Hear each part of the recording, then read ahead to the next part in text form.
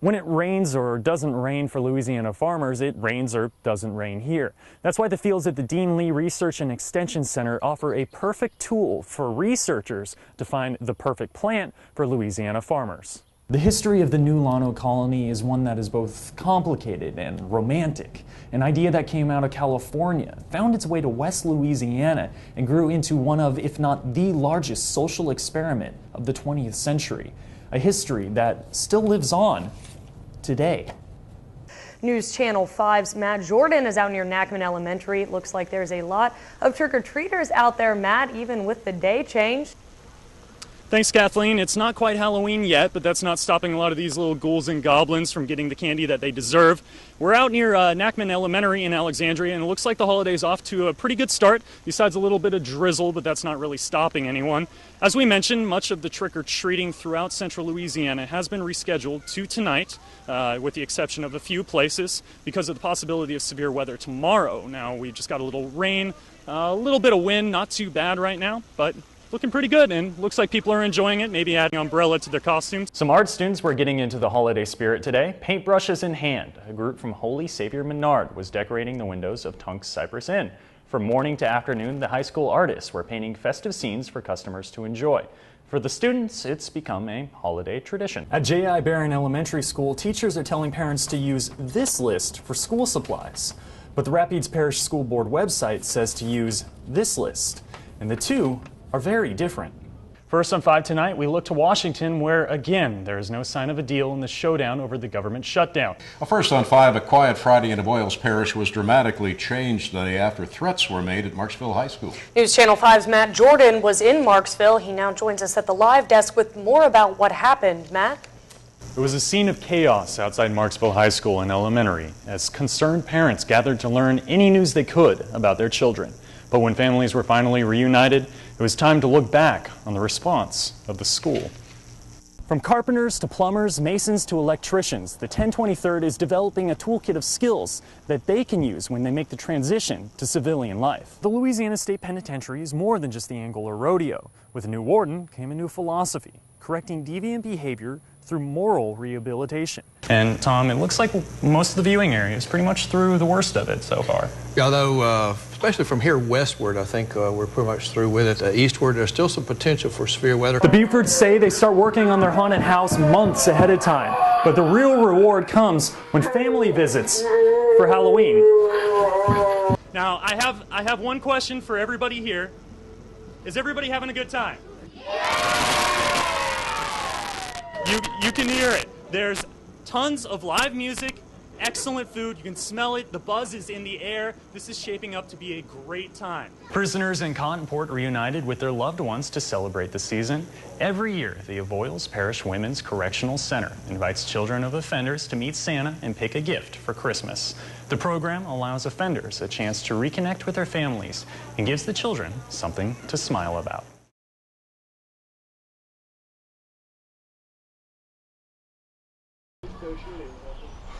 A week after tragedy struck, the Seiler family is thankful for many things. And just thankful for everybody. If it wasn't for everybody, we wouldn't be all together. We wouldn't have nothing. I just want to thank everyone. An unattended candle caused a blaze that destroyed their home. Stranded and separated, the 8 members of the Seiler family thought they had lost everything. Went to the bathroom door and I could feel the heat. So when I opened the door, I just saw it on the wall. And that's when I turned off the light and told everybody to get out. We got out with nothing except for the shirt, our clothes on our backs. That's when an outpouring of support from friends and strangers touched their lives and restored much of what was lost. They needed some help. A lot of friends of mine heard about it. So we're just trying to do the best we can, especially here at the holiday season. Nobody should go without. It made me excited to see people come out and help and concerned about what has happened to someone else. The Seilers have a new home, furniture, and even a Christmas tree. Say hi. Say hi. It feels good, you know. I ain't got nothing to say. It just feels good. We got our own house from everybody's help. You know, it just feels good. But most importantly, this holiday season, they have each other. And I think the greatest gift of all, one wish I had was for all of us to be together for Christmas. And with the community's help, we all are going to be together on Christmas. In Alexandria, Matt Jordan, News Channel 5, your local station.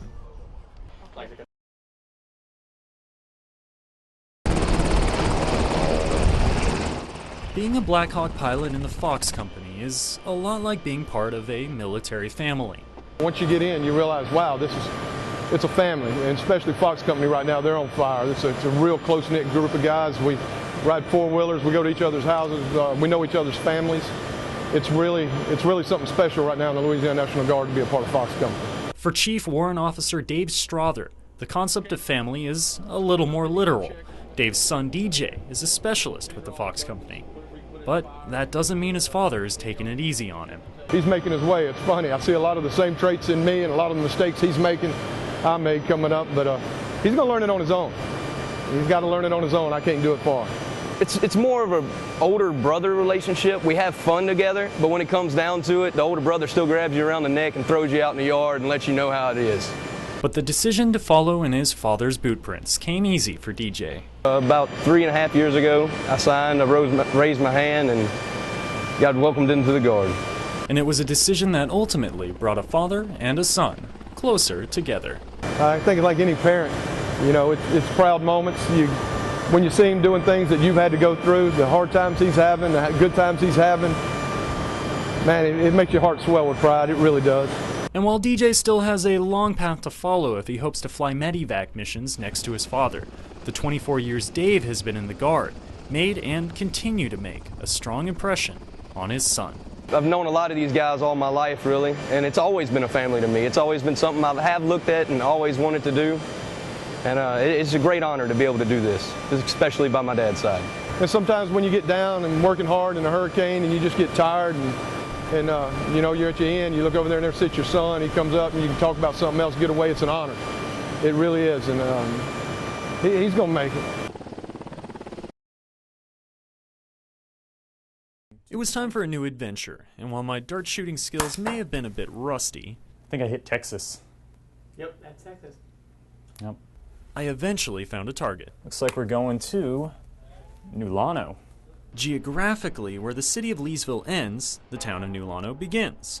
But historically, it's the story of an experiment that had worldwide influence. New Llano has probably got as much history or more history than any parish in this area over here. It wasn't long before New Llano's strange and unique origin story began to emerge. New Llano was born out of one of those great social experiments that took place in the United States at the latter part of the 19th century and in the early 20th century. Originally, New Llano was a small town named Stables, owned by the Gulf Lumber Company. In 1917, the company sold the property to a California attorney named Job Harriman. He was a one-time candidate for Vice President of the United States and the leader of a socialist cooperative known as the Llano del Rio Colony. The history of the New Llano Colony is one that is both complicated and romantic. An idea that came out of California, found its way to West Louisiana, and grew into one of, if not the largest social experiment of the 20th century. A history that still lives on today. If I remember correctly, my dad had to pay a membership into the colony, $1,000 for him and $500 for me and my sister. For many suffering during the Great Depression, a place like the New Llano Colony seemed like a utopia where employment was guaranteed. That's how a 10-year-old Bill Burrow and his family found their way from Massachusetts to the west side of Louisiana. Somewhere or other he found out about this colony. We lived in Massachusetts. He got a man to come with us and drove the car, and we left there on a Sunday, November 15th, 1931. We arrived here in New Llano on a Sunday, November 22nd. Burrow was among thousands who spent time at the colony between 1917 and 1937. Colony life was based off of socialist principles, dreamed up by Harriman in California before he and 200 others found their way to Louisiana. But the colony wasn't exclusive. You didn't have to be a socialist.